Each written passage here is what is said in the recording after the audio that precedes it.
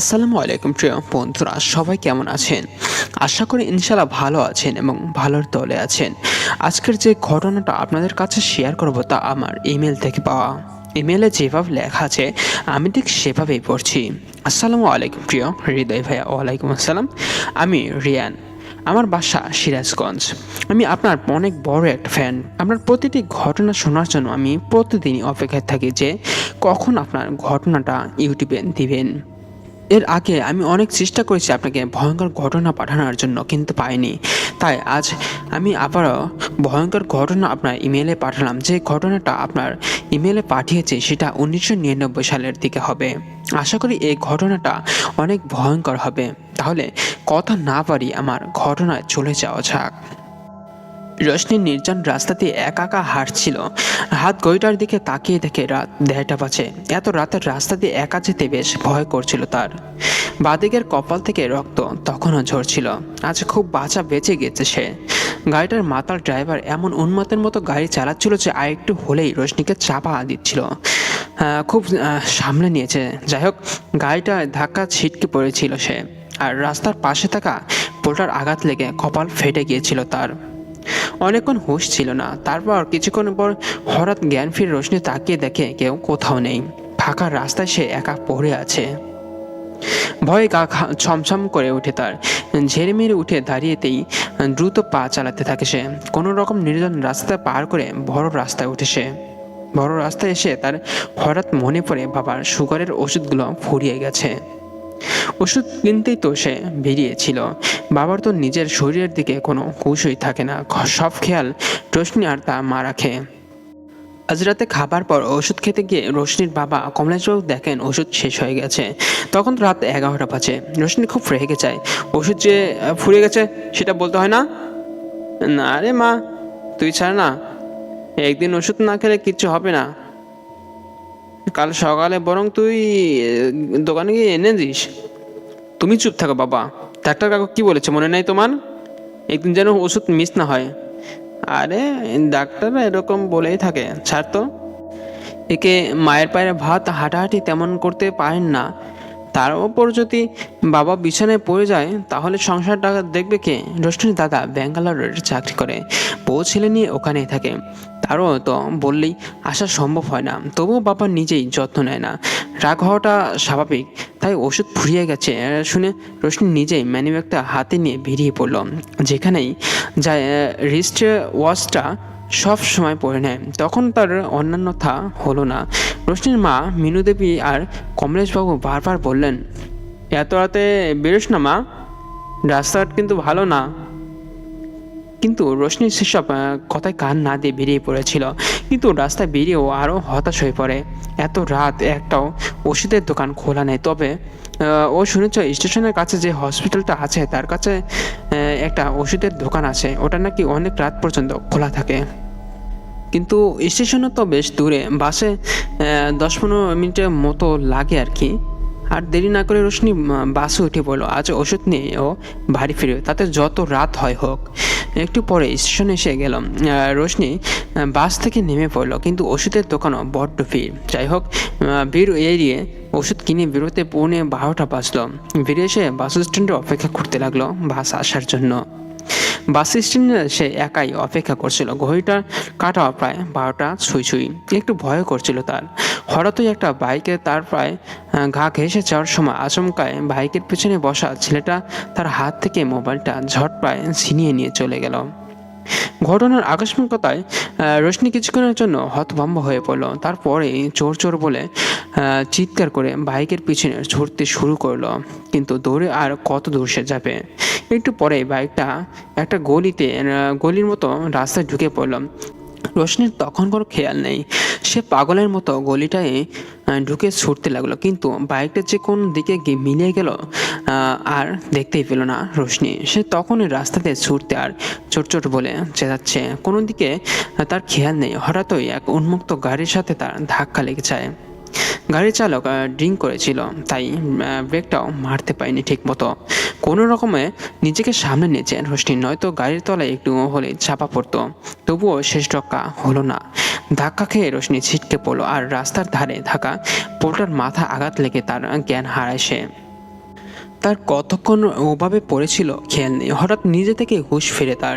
ধাক্কায় হাতে থাকা ওষুধগুলো না জানি কোথায় ছিটকে পড়েছে, কিন্তু সেই ওষুধগুলো তো আর বাবাকে দেওয়া যায় না। তাই ও আর খোঁজার চেষ্টা করেনি, পা বাড়ালো বাড়ির পথে। সে বাড়ি ফিরতে দেখে মা বাবা তার জন্য অপেক্ষা করতে করতে দরজার কাছেই ঘুমিয়ে পড়েছে। টেনশন করে শরীর খারাপ হলো না তো মানুষ দুটোর রোশনি বাবাকে জাগিয়ে বলে, বাবা, মা, আমি এসেছি, আর তোমরা চিন্তা করো না। মিনু ধরপড় করে উঠেই রোশনিকে বুকে জড়িয়ে ধরে কেঁদে ফেললেন। এই বুঝি তোর আসার সময় হলো, আর আমরা যে এদিকে তোর চিন্তায় মরছিলাম। তারপর হঠাৎই মিনুদেবী রোশনির কপালে চোটটা খেয়াল করলেন। এ কি রে, এত রক্ত কেন, কি হয়েছে তোর? গায়ে হাত দিতেই মিনু শক খাওয়ার মতো চমকে উঠলেন। এ কি রে, তোর গা তো একেবারে বরফের মতো ঠান্ডা। অবশ্য হবেই নাই বা কেন, অতক্ষণ ধরে রাস্তায় পড়েছিলি, গোটা হিমটা গায়ে লাগা আছিস। বললাম না নভেম্বরের রাতে গায়ে একটা চাদর দে। মেয়ে কথা শুনলে তো তারপর জ্বর বাঁধালে সেই তো আমাকেই ভুগতে হবে। আরে বাবা, আমার কিচ্ছু হবে না তো। ঘটনাটা শোনার আগে রুচির সব ঘটনা খুলে বলে মাথায় ব্যান্ডেজ করে দিতে দিতে মিনুদেবী বললেন, তোর বাবা বলল কাল সকালে যা, কিন্তু তুই সেই আজও যেতে গেলি কেন? মোবাইলটা গেছে, যাক, তোর যদি কিছু হয়ে যেত। হ্যাঁ। পরের দিন সকালে রশ্মির একটু তাড়াতাড়ি ঘুম ভেঙে গেল। কি আশ্চর্য, কাল যে ওরকমভাবে চোট লাগলো কোনো ব্যথায় অনুভব করতে পারছিল না। রশ্মির শরীরটা এতই ফুরফুরে লাগছিল, মনে হচ্ছিল যেন ওজন অনেকটা কমে গেছে, হাওয়ায় যেন ভেসে ভেসে চলেছে সে। তখনও ভালো করে সকাল হয়নি, একটু অন্ধকার ভাব তখনও রয়েছে। রোশনি ভাবলো মা বাবা তো এখনো ওঠেনি, ওদের উঠতে উঠতে এখনো অনেক দেরি হবে আর কি। ততক্ষণে নিজেই একটু চা বানিয়ে খেয়ে নেই, এই ভেবে রোশনি রান্নাঘরের দিকে গেল। রান্নাঘরটা একটু ভেতরের দিকে, আর জানালাটাও একটা, তাই বেশ অন্ধকার ছিল রান্নাঘরে। রোশনি আলো জ্বালাতে গেল, কিন্তু সুইচ দেওয়া সত্ত্বেও আলো জ্বলল না। অথচ লোডশেডিং হয়নি, তাহলে ফ্রিজ আর চলতো না। লাইটটা ফ্রিজ হয়ে গেছে ভেবে অন্ধকারে কোনো রকম গ্যাসও ওভেনটার দিকে গেল, কিন্তু এদিকে যেতেই আবসা আলোয় দিকে আপাদমস্তক কালো চাদরে ঢেকে যেন কে যেন দাঁড়িয়ে আছে। মা, এত রাতে তাড়াতাড়ি উঠে পড়েছ? রোশনি প্রশ্ন করে, কিন্তু রহস্যময় মানুষটি কোনো উত্তরই দিলেন না। বুঝেছি, ম্যাডামের অভিমান হয়েছে বলেই কালো চাদর পরিহিত ব্যক্তিটি জড়িয়ে ধরল রোশনি। কি করব বলো, কাল তোমার কথা না শুনেই বেরিয়ে গেছি আসলে। রোশনির হাত দুটো ছাড়িয়ে পিছনে তাকাতে এবার সে গায়ের চাদরটা খুলে ফেলে। চোখ দুটো তার সম্পূর্ণ কালো, কোথাও সাদা ভাব নেই। এতটুকু মুখের ভেতর থেকে ভয়ানক দাঁত দেখা যাচ্ছে, যেন ছুরির ফলা। ওই দাঁত যেখানে বসাবে ঘুবলে মাংস তুলে নেবে, অনেকটা সারা গায়ে এতটুকু মাংস নেই। হাড়ের ওপর চামড়া, দুটো হাতে অসম বড় নখ, আর ডান হাতে নোংরা মতো অস্ত্র। সে অস্ত্রের ফলায় কবেকার শুকনো রক্ত শুকিয়ে কাঠ হয়ে গেছে কে জানে। এমন বিভৎস রূপ দেখে রোশনি চিৎকার করতে লাগলো, কিন্তু শুধু ঘুঙানির মতো শব্দ বেরোলো। বিভস্ত মূর্তিত হঠাৎ বা হাত দিয়ে রোশনির হাতটা সজোরে চেপে ধরল। তারপর ভয়ঙ্কর গলায় বলল, তোকে তো আমি নিয়ে যাবই, কোথায় ফালাবি? আমার চোখে এড়িয়ে। এই বলে লোকটা তার হাড় বের করা বজ্র মুষ্টিতে রোশনির হাতটা ধরে টানতে লাগলো। তার লম্বা নখের খোঁচায় হাত কেটে রক্ত পড়তে লাগলো রোশনির। প্রাণপণে চিৎকার করতে লাগলো রোশনি, বাঁচাও, বাঁচাও আমাকে। ডাক্তারবাবু রোশনির পালসার চেক করতে করতে বললেন, এমনিতেই তো কোনো প্রবলেম নেই, তবে পালসটা যাই হোক, হয়তো আমারই ভুল। মেয়েটা আমার ঠিক আছে তো? চিন্তিত কমলেশবাবু বললেন। ডাক্তারবাবু অয়ন সেনা কমলেশবাবুর বন্ধু, এ বাড়িতে হামেশাই যাতায়াত তার। রোশনির নারী নক্ষত্র তার জানা আছে, কিন্তু আগে থেকে তিনি যে রোশনিকে চিনতেন, এই রোশনির সাথে যেন কোনো মিলই নেই শারীরিক মানসিক কোনো দিক থেকেই। মনে হচ্ছে কালকের ট্রমাটা এখনো কাটিয়ে উঠতে পারেনি, তাই হ্যালোসিনেশন হচ্ছে, তার জ্ঞান হারাচ্ছে। তবে তোরা ওকে নিয়ে আর ওকে একা ছাড়বি না, একদম বিপদ ঘটে যেতে পারে, ঠিক আছে? কয়েকটা ওষুধ লিখে দিয়ে এরপর বেরিয়ে এলেন অয়নবাবু। এদিকে ভোরের ঘটনাটা যে হ্যালোসিনেশন ছিল সেটা কিছুতেই মানতে ইচ্ছে করছে না রোশনির, কারণ তার হাতের নখে সেই গভীর আঁচড়ের দাগটা এখন স্পষ্ট। কিন্তু মা বাবা ওকে বলছেন ওর হাতের কাছে নাকি এটা ছুরি পড়েছিল, ওতেই নাকি হাত কেটে গেছে বেকায়দায়। বিশ্বাস করতে ইচ্ছে না করলেও সবার কথায় হ্যালোসিনেশন বলেই বিশ্বাস করতে শেষ পর্যন্ত রোশনি। পরের দিন বিকেলে চমকানোর আর দফা নাই রোশনির। দাদা বৌদি হঠাৎই বিকেলে হাজির হয় ব্যাঙ্গালোর থেকে ছেলেকে নিয়ে। আগাম খবর না দিয়ে সবার সাথে গল্প আড্ডা দিয়ে মনটা বেশ শান্ত হলো রোশনির। দাদার ছেলে অভিককে কোলে নিয়ে রোশনি বলল, আজও ও আমার সাথেই শোবে। কতদিন দেখি না আমার বাবুটাকে। অভিকের গাল চিপে বলল রোশনি। রাত অভিকটা বুকে আঁকলে শুয়েছিল রোশনি। হঠাৎ গালে কি রকম ব্যথা লাগলো রোশনির। ঘুম ভেঙে গেল। ঘুম ভেঙেই দেখে তার গল কামড়ে ধরেছে অভিক, আর প্রচন্ড যন্ত্রণা হচ্ছে। স্যার স্যার এই বলে অভিককে ঠেলে সরিয়ে দিতে গেল রোশনি, কিন্তু সে সরল না। উল্টে সে তার হাতটা কামড়ে ধরলো আর কি। উফ লাগছে বাবু, এমন করে না বলে রোশনি একটু ধাক্কা দিল তাকে, আর সেই ধাক্কাতে অভিকে মাটিতে ছিটকে পড়লো আর পড়তেই কাঁদতে শুরু করলো সে। তারপর টর্চটা খোঁজার চেষ্টা করলো সে, কিন্তু গোটা বিছানা হাতেও টর্চটা পাওয়া গেল না কোথাও। হঠাৎই অভিকের কান্নাটা কেমন যেন মানুষের কান্না বলে মনে হলো। কেমন জানতো একটা চিৎকার করছে অভিক। অন্ধকারে কোথাও কিছু না পেয়ে অসহায় রোশনি এবার চিন্তিত হয়ে পড়ল। বাবু এরকম আওয়াজ করছিস কেন? কেন লেগেছে? আসলে আমি তোকে ধাক্কা দিতে চাইনি, আসলে গালে আর হাতে এমন লাগছিল। হঠাৎই অভিক মেঝে থেকে কেমন যেন উঠে আসার মতো বিছানায় সে লাফ দিয়ে এলো, আর এসেই সে জানতো বা শব্দটা করে ঝাঁপিয়ে পড়লো রোশনির উপর। ভয়ানক গলায় বলল, আমি ঠেলে দিলি কেন? কোথায় তোর ব্যথা লাগছিল? রোশনি অবাক হয়ে দেখে সত্যি ওর গালে আর হাতে কোনো ব্যথা নেই। রোশনি কিছু একটা বলতে যাবে, হঠাৎই অভিক তার হাতটা রোশনির কপালে বুলিয়ে দিতে দিতে বলে, ঘুমো লিপি, তুমি ঘুমো।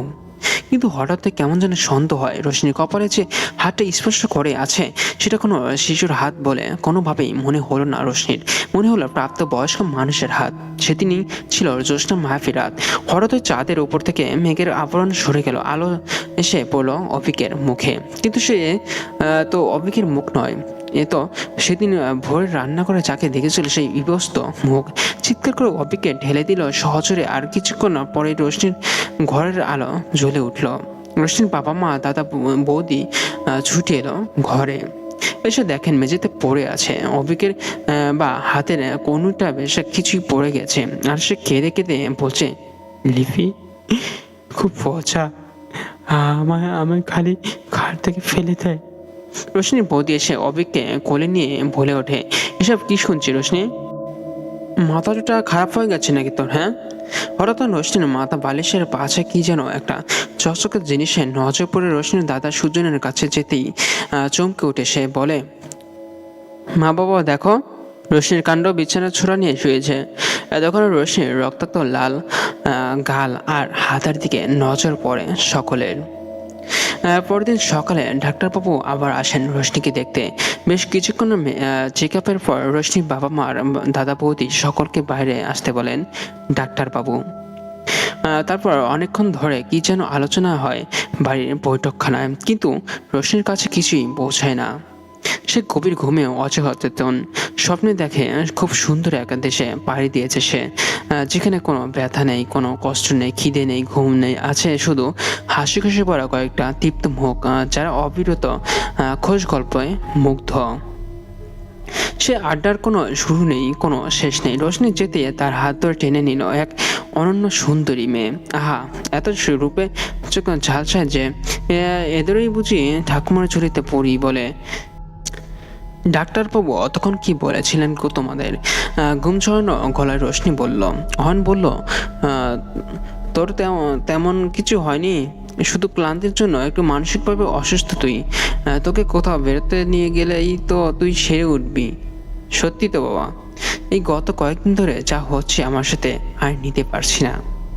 কোনো চিন্তা নেই তোর, কালই তোকে এমন জায়গায় নিয়ে যাবো দেখবি আর ফিরতেই মন চাইবে না। তাই তো তো কোথায় নিয়ে যাচ্ছিস? হ্যাঁ, কলকাতা থেকে খুব একটা বেশি দূরে নয় গ্রামটা। বাড়ির গাড়িতে চড়ে ঘন্টা খানেকের মধ্যে পৌঁছে গেল ওরা। কলকাতার এত কাছে, অথচ জায়গাটার নাম সেভাবে শুনিনি। গাড়ি থেকে নামতে নামতে রোশনি জিজ্ঞেস করলো, শুনবি কি করে মা? এমন জায়গায় তো আর লোকে শখ করে আসে না। মিনুদেবী বলে উঠলেন, মানে? রোশনির কেমন খটকা লাগলো মনে। কিছু একটা বলতে যাচ্ছিল রোশনি, হঠাৎই গাঢ় কালো মেঘে আকাশ ছেয়ে গেল। ধমকা ঝড়ে চোখ মুখে ধুলো ঢুকে দম বন্ধ হবার জোগাড়। হঠাৎই কোথা থেকে যেন একটা সুন্দরী পারফিউমের গন্ধ ভেসে এলো। আরে, এটা তো রোশনির প্রিয় পারফিউম। কেমন নেশা লেগে গেল রোশনির। ঝড়ে তীব্র ধুলার তাণ্ডবে চোখ খোলার তো উপায় নেই। চোখ বন্ধ করেই কোনো এক অজানা নেশার টানে এগিয়ে চলল রোশনি। সে পথ অনেক লম্বা, চলতে চলতে কখন যে হুঁশ হারিয়েছে সে খেয়ালই করেনি। হঠাৎ এক মুঠো ঠান্ডা জলের ছিটেই হুঁশ ফেরে রোশনির। পাগলি, কবে বুঝবি তুই? আর ওদের মতো নোস তুই? হ্যাঁ, তোর ব্যথা লাগে না? কষ্ট হয় না? ভয় করে না? হুঁশ হারায় না? গলাটা কেমন যেন চেনা চেনা ঠেকে রোশনির। চোখ খুলেই দেখে কোনো একটা পুরনো রাজমহলের পালঙ্কে সে শুয়ে আছে। আর সামনে দাঁড়িয়েছে সেই বিবস্ত লোকটা যাকে সে রান্না করে গতকাল অভিকের মুখে দেখছিল। এবার সে কেঁদে উঠল। কে তুমি? কেন বাবা আমার পেছনে পড়ে আছো? একটু শান্তি দাও না আমায়। ভয়ানক দাঁত বের করে হেসে উঠিয়ে লোকটা বলে, তুই যাতে শান্তি পাস সেই ব্যবস্থাই তো করার চেষ্টা করছি, কিন্তু তুই সেটা কিছুতেই বুঝতে চাচ্ছিস না। মানে? ওরে পাগলি, তুই মেরে গেছিস। হ্যাঁ, তুই মরে গেছিস। এই হলো কার তোর জন্য নয়। এবার যে তোকে মায়া কাটাতে হবে। দুঃখ, আনন্দ, মায়া, যন্ত্রণা, ভয় এসব সেই রাতেই শরীরের সাথে সাথে শেষ হয়ে গেছে। একটা মৃত শরীর নিয়ে তুই ঘুরিয়ে বেড়াচ্ছিস। মানেটা কি? আমায় যা বলবে আমি তা বিশ্বাস করবো নাকি? এত বোকা মনে হয় আমাকে? তোমার উদ্দেশ্যটা কি বলো তো? কোনো ভালো উদ্দেশ্য নিশ্চয়ই নয়। বুঝেছি, মুখের কথাই তোর বিশ্বাস হবে না। বেশ, তাহলে চোখ বন্ধ করে বল, আমি সব কিছুই দেখতে চাই। রোশনি চোখ বন্ধ করলো আর বলল, আমি সব কিছু দেখতে চাই। আস্তে আস্তে চোখের সামনে থেকে অন্ধকার মিলিয়ে গেল আর ফুটে উঠলো সেই রাতের ঘটনা। যে ঘটনা বা রাতে বাবার জন্য ওষুধ কিনতে গিয়েছিল সে। তারপর মোবাইল চুরি হওয়ার পর সে তখন বাইকের পিছনে ধাওয়া করছিল। হঠাৎই একটা বড় গাড়ি এসে তাকে ধাক্কা মারলো। ধাক্কায় ছিটকে পড়ে রোশনি আর সে স্পট ডেড হয়। একটু পরে সে তখন তার জ্ঞান ফেরে। সে অজ্ঞান থেকে জ্ঞান ফেরে নয়, সেটা ছিল অতৃপ্ত আত্মার মৃত্যুর কথা ভুলে গিয়ে নিজের মৃত শরীরে পুনর্প্রবেশ করা। না, আমি মরিনি। চিৎকার করে কেঁদে উঠল রোশনি, আমি মরিনি, আমি মরিনি বলে চিৎকার করে ঘরের সব জিনিস ছুঁড়ে ছুঁড়ে ফেলতে লাগলো। তারপর রাগের মাথায় নিজের মাথা ঢুকতে লাগলো পালঙ্কের সজোরে। কিরে, খুব ব্যথা করছে? লোকটা হেসে বলল। রোশনি অবাক হয়ে দেখলো তার একটুও ব্যথা লাগছে না। শরীরে কপাল ফেটে রক্ত পড়ছে, তবুও কোনো ব্যথা পাচ্ছে না। বলেছিলাম না তোর ব্যথা যন্ত্রণা কিছু লাগবে না? তবুও মানুষ জীবনে অবশ্যই সহজে ভুলিসনি। হ্যাঁ, তাই সেদিন রান্নাঘরে যখন হাত ছেড়ে গেল অভ্যস্তবশত চিৎকার করলি, ব্যথার কারণে নয়। আর তুই যদি মৃত সত্যি না হতিস তাহলে কি পুরনো দিনের স্মৃতি এভাবে দেখতে পাচ্ছিস নাকি? হ্যাঁ। এতক্ষণে রোশনি নিজের মৃত্যুটাকে একটু হলেও মেনে নিয়েছে। বলল, কিন্তু আমি মরে গেলেও আমার বাড়ির লোক ঠিক আমায় ফিরিয়ে নিয়ে যাবে। ওরা আমায় ছেড়ে থাকতেই পারবে না। বোকা মেয়ে। লোকটা একগাল হেসে বলল, ওরাই তো তোকে রেখে গেছে এখানে। আর পাগলি, যাতে তুই আর ও বাড়িতে ফিরতে না পারিস। মানে? মানে আবার কি? তোর ওই দাদা কি শখ করে এসেছে ভেবেছিস নাকি? হ্যাঁ, তোকে ওই ডাক্তার দেখার পরে বুঝতে পেরেছিল, কিন্তু একটা গন্ডগোল হয়েছে। তোর পালস পাওয়া যায়নি। তারপরে তোর দাদাকে ফোন করে ডাকে ওই অয়নবাবু। তোর দাদা কি কাজ করে সেটা তো তুই ভালো জানবি। ও ও তো প্যারানর্মাল এক্সপার্ট। হ্যাঁ, এসবের ব্যাপারে ওপর প্রচুর গবেষণা করেছে সে, তাই সে শুনেই বুঝে গেছে ব্যাপারটা কি। তাই পরের দিন বিকেলে এসে হাজির হয়, যদিও তোর মা বাবা বৌদিকে কিছু জানায়নি। তারপর যে রাতে অভিকের সঙ্গে নিয়ে শুলি, সেই রাতেই তার দাদা নিশ্চিত হয়ে গেল যে তুই মৃত। পরদিন ডাক্তারবাবু এলেন, আর এবার চেক আপের পর তার আরও বুঝতে বাকি রইল না ব্যাপারটা। তোর মা বাবা প্রথমে খুব ভেঙে পড়েছিল জানিস, ওরাও তোর মতো বিশ্বাস করতে চাইছিলেন না। হ্যাঁ আমি জানি, রোশনি ব্যস্ত হয়ে বলল। মা বাবা আমায় ঠিক রাখবে বাড়িতে, আমি যতই মরে চাই না কেন। দাঁড়া পাগলি দাঁড়া, পুরোটা শোন আগে। ওরা প্রথমে কাঁদলেও পরে বেশ ভয় পেয়ে গিয়েছিল। মৃত মানুষের সঙ্গে ওঠা বসা করতে কার না ভয় করে বলো। তাই তো সে ঘুরতে আসার নাম করে সকলে তোকে এই অবিন্দনন্তগড়ের প্রেতাত্ম গৃহে পৌঁছে গিয়ে গেছে। এই বাড়িতে কোনো জীবিত মানুষ প্রবেশ করতে পারে না, কারণ এই বাড়িতে কোনো পার্থিব পথ দিয়ে আসা যায় না, এক অপার্থিব রাস্তা দিয়ে আসতে হয়, যা দেখতে অনেকটা তোদের বাসায় ঘূর্ণিঝড়ের মতো।